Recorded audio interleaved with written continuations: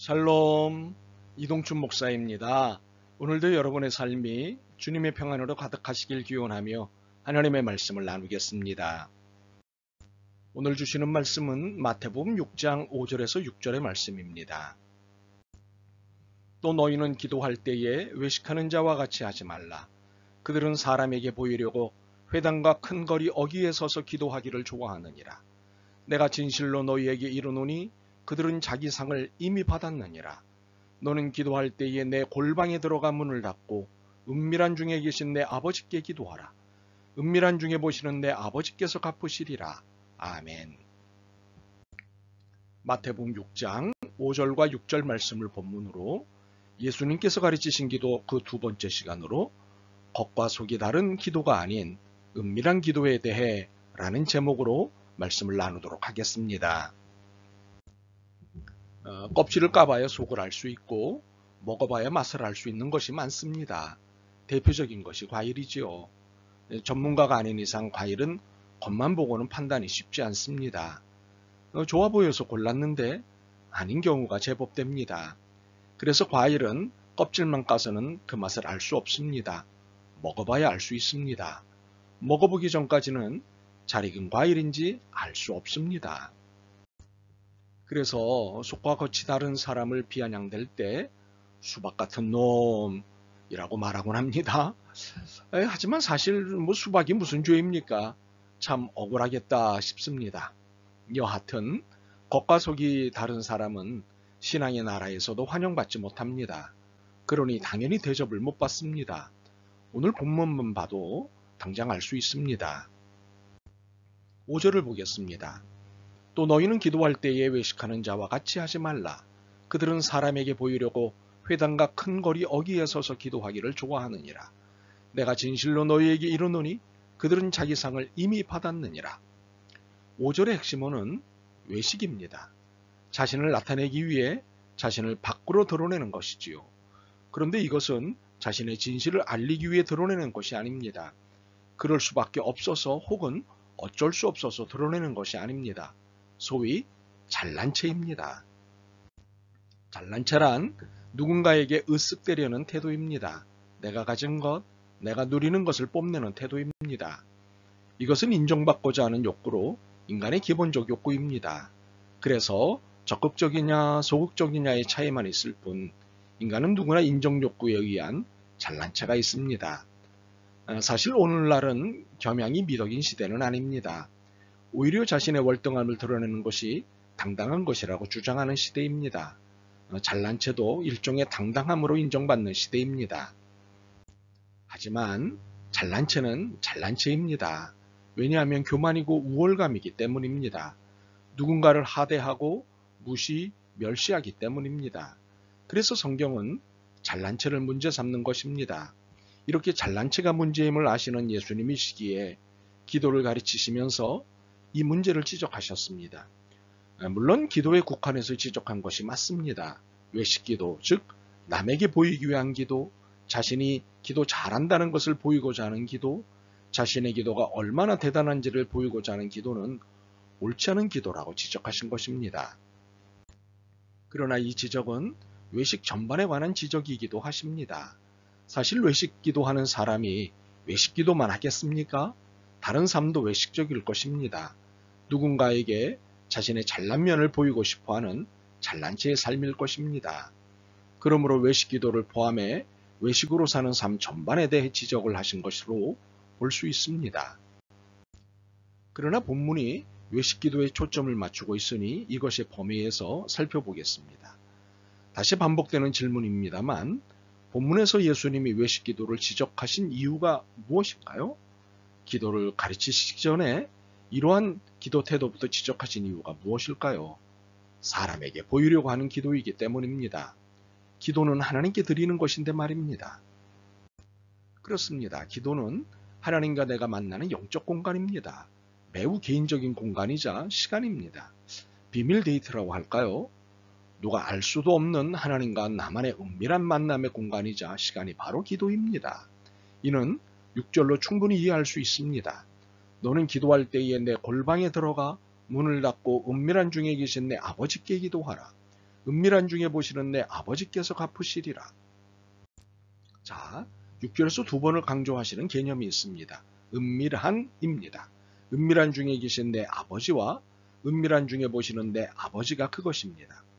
아버지이신 하나님은 은밀한 중에 계시고 은밀한 중에 보시는 분이시라는 것입니다.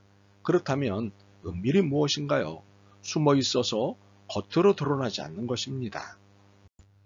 그래서 새 번역은 이를 풀어서 번역하였습니다. 숨어서 계시는 내 아버지, 그리고 숨어서 보시는 너의 아버지입니다. 그리고 우리가 공식 번역본으로 갖고 있는 성경이 개정개역 성경입니다. 이제 이것에 이어서 곧 선보일 새한글 성경은 더 풀어서 번역하였습니다. 감추어져 계신 분, 그리고 비밀리에 보고 계신 분입니다. 그렇습니다. 하나님은 은밀히 숨으신 감추어진 분이십니다. 그러므로 은밀히 숨으신 감추어진 분과의 대화인 기도가 공개적으로 진행되는 것이 옳을 수 없는 것입니다. 기도는 은밀히 이루어져야 하는 것입니다. 하나님과 나만이 만나는 시간이어야 합니다. 그리고 공간이어야 합니다. 물론 공적 기도도 있습니다. 예배 시 대표 기도라는 것이 있죠. 모두가 함께 드리는 기도 시간에 누군가 대표로 드리는 기도는 필요합니다. 이를 공동 기도라고도 합니다. 그러나 기도는 기본적으로 하나님과 나의 은밀한 공간이어야 합니다. 하나님과 나만 아는 일들, 하나님과 나 사이에 이루어져야 할 일들이 있기 때문입니다. 공개적으로는 하나님 이외에는 결코 토로하지 못하는 기도가 있는 법이고 하나님께서 끝까지 비밀을 지켜주고 싶으신 행위가 있는 법이기 때문입니다. 그러므로 사람들에게 보이려고 하는 기도는 잘난 체일 뿐만 아니라 위선입니다. 하나님께 평가를 받는 것이 아니라 이미 자기 스스로 평가를 내리고는 사람들에게 나 어때? 하는 것이기 때문입니다. 그래서 이는 위선입니다. 더욱이 진실한 고백과 회개를 하지 않겠다는 위선입니다.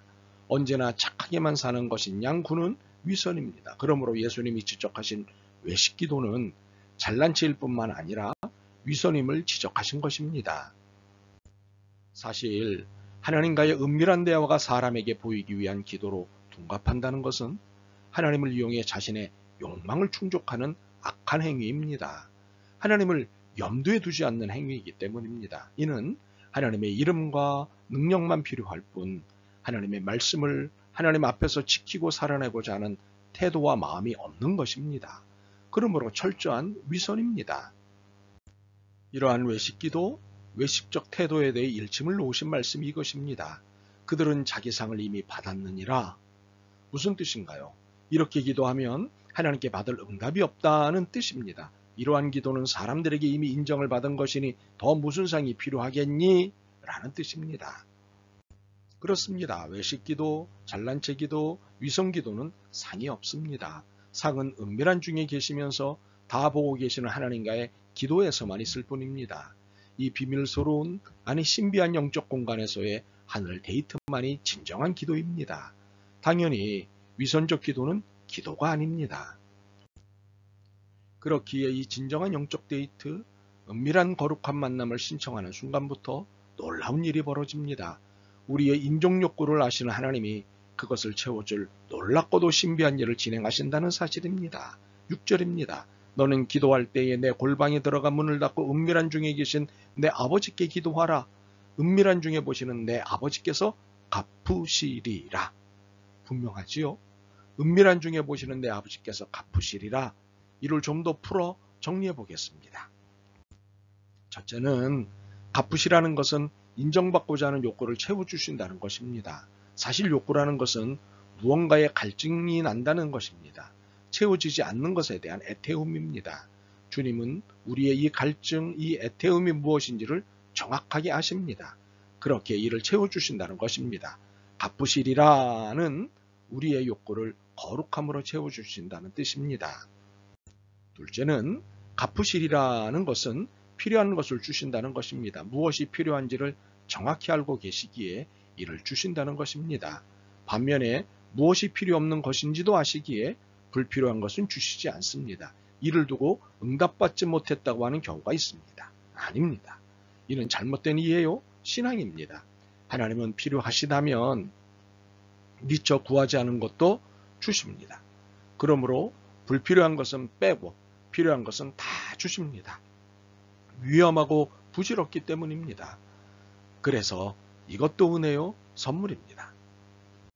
셋째는 갚으시리라는 것은 나에 대해 이미 다 알고 계시니 정직을 요구하신다는 것입니다. 거짓말하지 말고 거짓 행동하지 말라는 정직이긴 하지만 이 정직에는 특별한 개념이 있습니다. 철저히 맡기는 정직입니다. 이미 우리의 모든 욕구를 다 아시는 주님이십니다. 굳이 숨길 이유가 없을 정도입니다. 그러니 우리의 인정 욕구를 전적으로 맡기라는 것입니다. 이것이 정직입니다. 그리고 주님만이 이 모든 욕구를 채우실 수 있는 유일한 분임을 인정하는 정직입니다. 이러한 정직의 주님은 하늘의 상급을 여십니다. 6절을 다시 읽어볼까요? 너는 기도할 때에 내 골방에 들어가 문을 닫고 은밀한 중에 계신 내 아버지께 기도하라. 은밀한 중에 보시는 내 아버지께서 갚으시리라. 그렇습니다. 숨은 일도 숨겨진 일도 다 보시는 하나님이십니다. 그러니 숨기지 말고 고백하고 아뢰십시오. 이것이 기도입니다. 결국 기도는 믿음입니다. 전적인 신뢰입니다. 외식도 잘난 체도 위선도 통하지 않는 하나님께 정직하게 다 맡기는 것입니다. 무엇을 주시든 무엇을 주지 않으시든 다 맡기는 것입니다. 다 알고 계시니 다 알아서 완벽하게 주실 것을 믿는 것입니다. 그러므로 우리가 할 일은 하나입니다. 하나님과 나만의 영적 데이트를 즐기는 것입니다. 가장 안전하고 가장 풍성한 데이트를 즐기는 것입니다. 이렇게 모든 것의 주인과의 가장 위대한 데이트요, 가장 위대한 기도는 우리 영혼의 숨이고 쉼입니다. 그리고 선물입니다. 아멘. 주님, 은밀한 기도, 주님과의 영적 데이트가 반드시 필요함을 깨닫습니다. 은밀한 중에 계신 주님, 저희가 신청드리는 영적 데이트를 외면하지 마시옵소서. 주님께 갑니다. 도와주옵소서. 예수 그리스도의 이름으로 기도드립니다. 아멘. 오늘도 여러분의 믿음과 삶을 응원합니다. 사랑합니다.